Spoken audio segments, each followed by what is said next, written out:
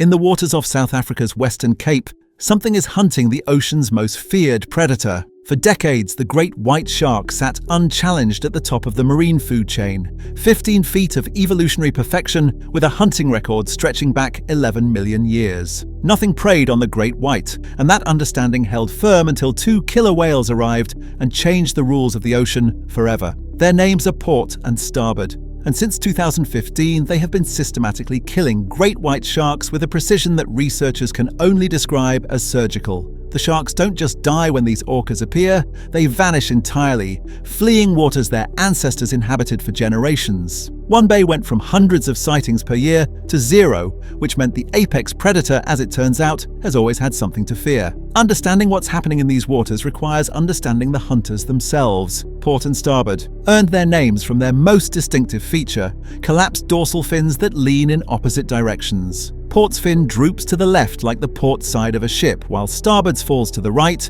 and in a species where individual identification requires careful photographic analysis of saddle patches and fin nicks, these two announce themselves the moment they surface. Mature males between 20 and 30 years old, they measure approximately 6 to 7 meters in length. Researchers first documented them near Luderitz, Namibia in 2009, and at the time they appeared to be simply two unusual orcas among many. Nobody could have predicted what they would become. Over the following years, they migrated south along the African coast, and by 2014, wildlife photographer Barry Rose spotted them at Cape Point Nature Reserve, alerting scientists to these flop-finned orcas now residing in South African waters. Genetic analysis conducted by molecular ecologist A.R. Holzel at Durham University suggests something intriguing about their relationship, namely that Port and Starboard may be half-brothers. They share enough genetic markers to indicate close relatedness, though the exact connection hasn't been definitively confirmed. Where they came from originally remains unknown,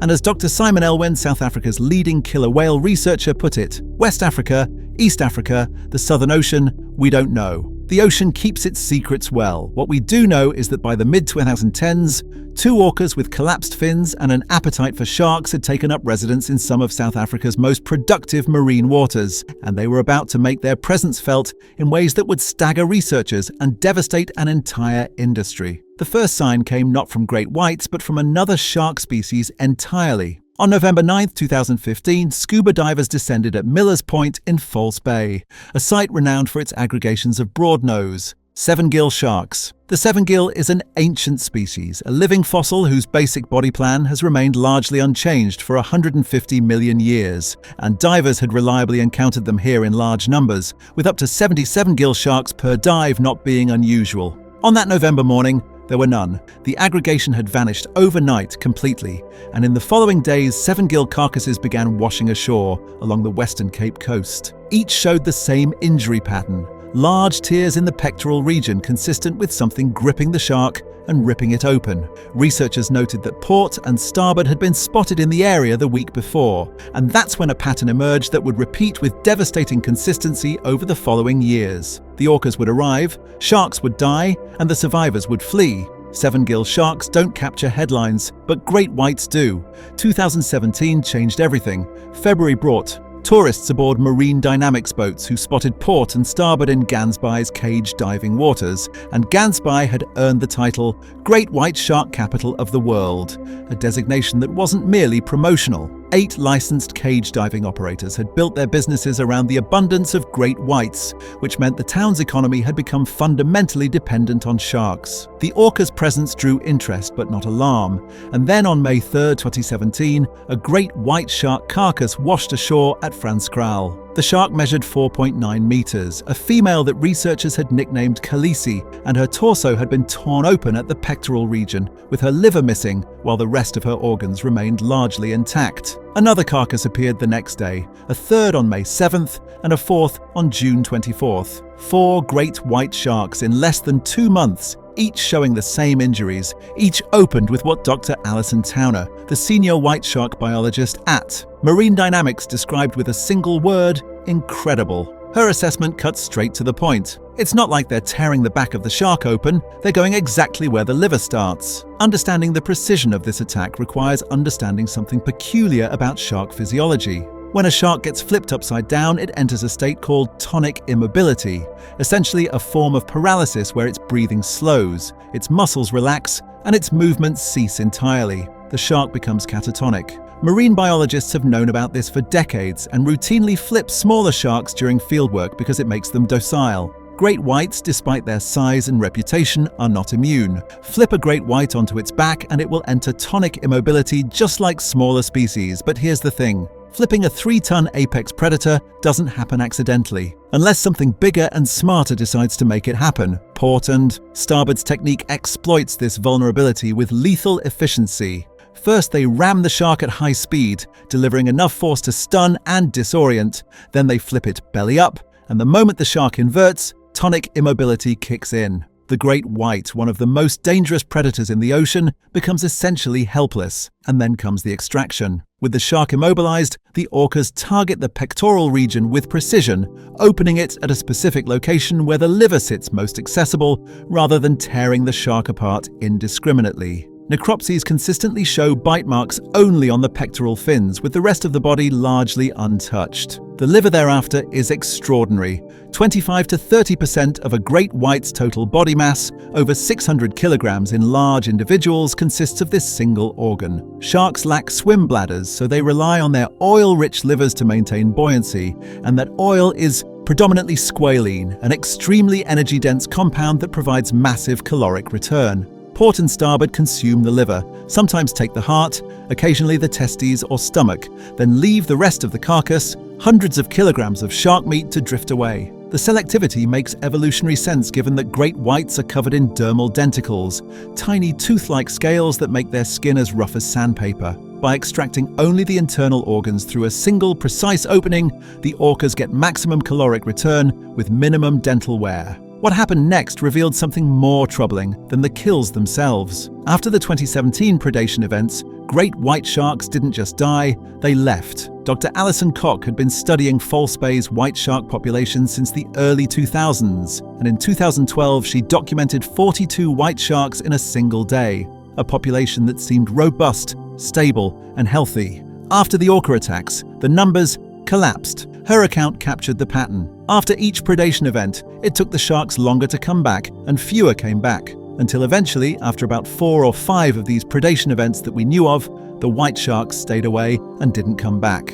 By mid-2018, shark spotters recorded 0 great white sightings in False Bay, marking the first time in 16 years of continuous surveys that the bay had gone an entire season without a single confirmed white shark observation. 0 sightings after decades of reliable abundance, after thousands of documented observations, after becoming one of the most studied white shark populations on the planet. Between 2016 and 2020, an 82% decline in great white shark sightings struck False Bay. Sharks that researchers had identified and named simply vanished from the record. On May 16, 2022, drones and helicopters finally captured what no camera had recorded before, showing Starboard and 4 other orcas actively hunting great white sharks in Mossel Bay. The hunt lasted approximately 71 minutes and confirmed everything researchers had inferred from necropsies. The footage also revealed something else, namely that 4 of the 5 orcas involved had never previously been observed attacking white sharks.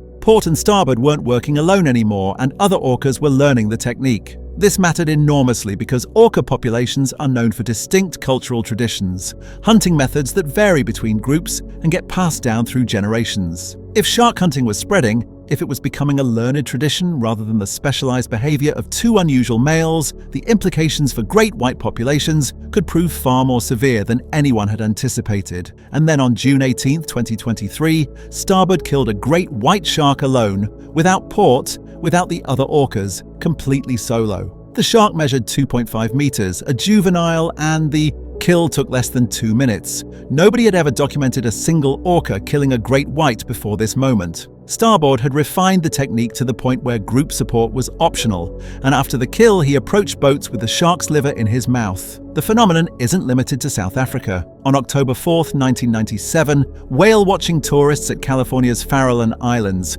witnessed two female orcas attack a great white in full view of observers, and the result was immediate. The entire great white population at the Farallons, approximately 100 sharks, abandoned the islands. Seal predation by sharks dropped by 95% for the rest of the season, and the sharks didn't return until the following year. In the Gulf of California off Mexico's coast, a group known as the Moctezuma pod has been documented hunting juvenile great whites since at least 2020. August of that year brought drone footage capturing them sharing extracted livers among pod members, including calves, marking the first documented instance of orcas teaching shark hunting behavior to the next generation through direct demonstration. The technique was being passed down and becoming culture. October 2023 brought the pattern to Australia when a 4.7-metre white shark carcass washed ashore in Victoria with characteristic orca-inflicted injuries, the first verified case in Australian waters. The great white shark evolved to occupy the ocean's apex predator position,